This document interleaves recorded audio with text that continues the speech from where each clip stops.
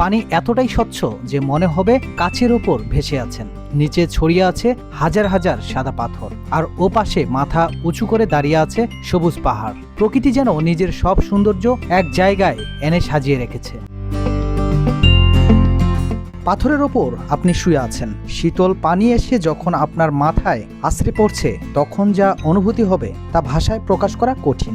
দর্শক, কথা বলছিলাম সিলেটের অন্যতম পর্যটন কেন্দ্র সাদা পাথর নিয়ে। কেন প্রতি বছর হাজার হাজার মানুষ ছুটে আসেন এখানে, চলুন সেটাই এক্সপ্লোর করি। কম খরচে এবং সহজ উপায়ে কিভাবে সেখানে যাবেন সেটাই থাকছে আজকের ভিডিওতে। সিলেট থেকে ভোলাগঞ্জ সাদা পাথরের দূরত্ব ৩৯ থেকে ৪০ কিলোমিটারের মতো, যেখানে পৌঁছাতে আপনার সময় লাগবে প্রায় ১ ঘন্টার কাছাকাছি। আপনি যদি সিলেটের দরগাগেট কোনো হোটেলে থাকেন তবে দরগাগেট থেকে আম্বরখানায় পায়ে হেঁটে আসতে ২ মিনিটের মতো লাগবে।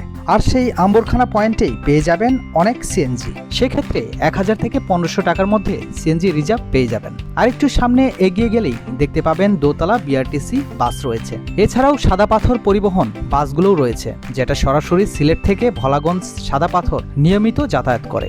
বাস ভাড়া আপনার ৬০ থেকে ৭০ টাকার মধ্যে লাগতে পারে। আপনি যখন সাদা পাথরের দিকে রওনা হবেন তার আধা ঘন্টা পরেই আপনার চোখের সামনেই ভেসে উঠবে ভারতের মেঘালয়ার সুবিশাল পাহাড়গুলো। আপনি যতই কাছে যেতে থাকবেন ততই মনোমুগ্ধকর দৃশ্য আপনার চোখের সামনে ভেসে উঠবে। দর্শক, পৌঁছে গেলাম সেই গেটে, অর্থাৎ এখানেই গাড়ি পার্কিংয়ের জন্য টিকিট নিতে হয়। ট্রাকে দেখতে পাচ্ছেন অনেক পাথর, এগুলো মেবি ভারত থেকে আসছে। আর দর্শক, সিলেট শহর থেকে যে বাসগুলো সাদা পাথরে আসে সেই বাসগুলো মূলত এখানেই রাখা থাকে। চাইলে ইজিলি ভাবে সেই বাসে আপনারা যাওয়া আসা করতে পারবেন। এখানে দেখতেই পাচ্ছেন যে সকল পর্যটকরা এখানে ঘুরতে আসছেন তাদের গাড়ি এখানে পার্কিং করা রয়েছে। এটা পার্কিং এরিয়া এবং পাশেই অনেক হোটেল রয়েছে, চাইলে আপনি এখানেও দুপুরের খাবার খেয়ে নিতে পারেন। গাড়ি পার্কিং থেকে ১-১.৫ মিনিটের পথ এই নৌকাঘাট। দর্শক, ওই জায়গাটি হচ্ছে সেই সাদা পাথর, যেখানে নৌকায় যেতে লাগবে ৬ থেকে ৭ মিনিটের মতো। দর্শক, এবার টিকিট কাটার পালা। প্রতিটা নৌকার ভাড়া ৮০০ টাকা। প্রতিটা নৌকায় সর্বোচ্চ ৮ জন নিবে। আপনারা যদি ২ জন বা ৩ জন হন সেক্ষেত্রেও ওই ৮০০ টাকাই লাগবে। তবে ঘাটে কিছুক্ষণ দাঁড়িয়ে থাকবেন, কোনো না কোনো গ্রুপকে পেয়ে যাবেন। আপনারা ৮ জন মিলে যেতে পারলে শেয়ারে ভাড়াটা অনেক কম আসবে, অর্থাৎ ১০০ টাকা করে আসবে। নৌকাঘাট থেকে সাদা পাথর আসতেই এই সময়টুকু ভালোই লাগে। আশেপাশের দৃশ্য অনেক সুন্দর। আমরা আশেপাশের দৃশ্য দেখতে দেখতেই সাদা পাথরে পৌঁছে গেলাম। এবার নৌকা চালকের ফোন নাম্বারটা আপনার কাছে রেখে দিবেন এবং টিকিটটাও সাবধানে রাখবেন। ফেরার সময় প্রয়োজন হবে, তবে অন্য গ্রুপের সাথে গেলে তাদের সাথেও যোগাযোগ রাখবেন, কারণ একসাথেই আপনাকে ব্যাক করা লাগতে পারে। দর্শক, প্রথমেই পাকনামি করে নেমে গেলাম স্রোতে। দেখছি যে সবাই যেহেতু সেখানেই সময় কাটাচ্ছে তাহলে আমিও যাই, কিন্তু না দর্শক, স্রোতের একটু গতি থাকায় আমিও ভেসে যাচ্ছিলাম। তবে পাশে থাকা এক ভাই আমাকে ঠিকই ধরে ফেললো। সমস্যা নেই, সেখানে পাথরও রয়েছে, পাথরের মাধ্যমে আপনি নিজেকে আটকে রাখতে পারবেন। তবে প্রথমবার এমন স্রোতে যাওয়া তো আমি ঠিক ব্যালেন্সটা বুঝতে পারিনি। আপনারাও যারা নতুন তারা বেশি স্রোতে না যাওয়ার চেষ্টা করবেন। আর যাদের পানিতে নামার সচরাচর অভ্যাস রয়েছে এবং স্রোতের গতি যারা বুঝেন, ব্যালেন্স বুঝেন, একমাত্র তারাই এই দিকটায় সময় কাটাচ্ছেন বেশি। এমনকি অনেককে স্রোতের সাথে সাঁতরে যাওয়াও দেখছি। আপনার যদি পানিতে নামার সেরকম অভ্যাস না থাকে তাহলে সেক্ষেত্রে একটু স্রোতের সাইডেই থাকবেন।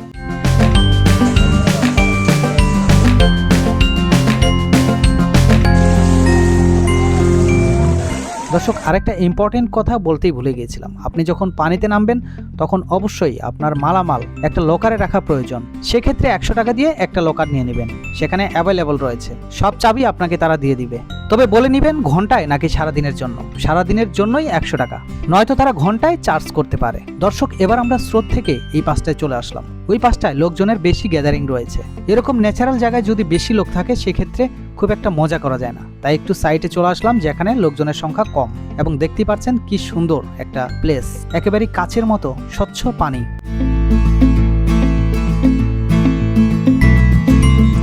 দর্শক, এখানে এসে আমার কাছে সবচেয়ে বেশি যেটা প্রশান্তিদায়ক মনে হলো সেটা হচ্ছে আপনি যখন এভাবে শুয়ে থাকবেন, শীতল পানি আপনার মাথায় এসে যখন আছড়ে পড়বে, এত সুন্দর একটা অনুভূতি, পুরো বডিটা আপনার শীতল করে দিবে। এবং যেই পানির শব্দ, আলাদা রকমের একটা শান্তি, যেটা অন্য কোথাও আমি খুঁজে পাইনি।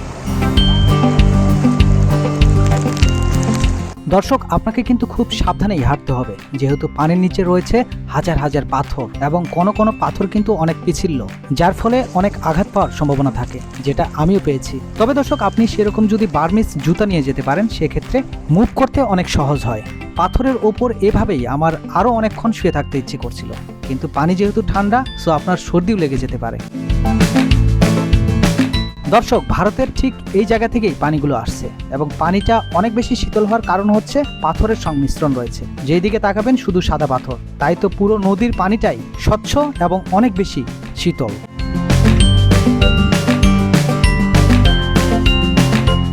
দর্শক, এরকম পানি থাকতেই সাদা পাথরে আসার চেষ্টা করবেন, অর্থাৎ যে সময় বৃষ্টির কাল, জুনের মাঝামাঝি থেকে আগস্ট পর্যন্ত বৃষ্টি থাকেই এবং এ সময় ভালো পানি দেখা যায়। তবে অতিরিক্ত বৃষ্টিতে না আসাই ভালো, কেননা বেশি পানি এবং স্রোত থাকলে এটা সবার জন্য বিপজ্জনক।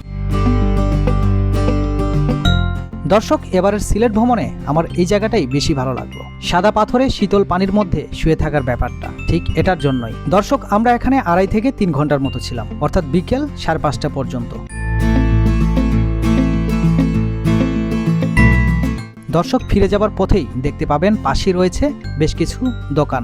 সিলেটের চা রয়েছে ইন্ডিয়ান চা, এছাড়াও রয়েছে ইন্ডিয়ান অনেক জিনিস, চকলেট থেকে শুরু করে সাবান সহ বডি স্প্রে, আপনি যা চান অরিজিনাল ইন্ডিয়ান জিনিস পেয়ে যাবেন স্বল্প মূল্যে।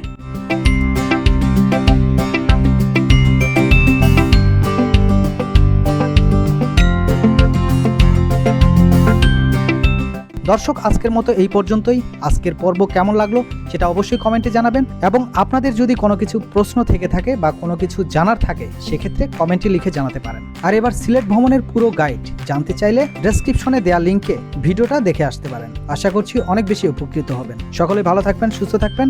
Bye bye.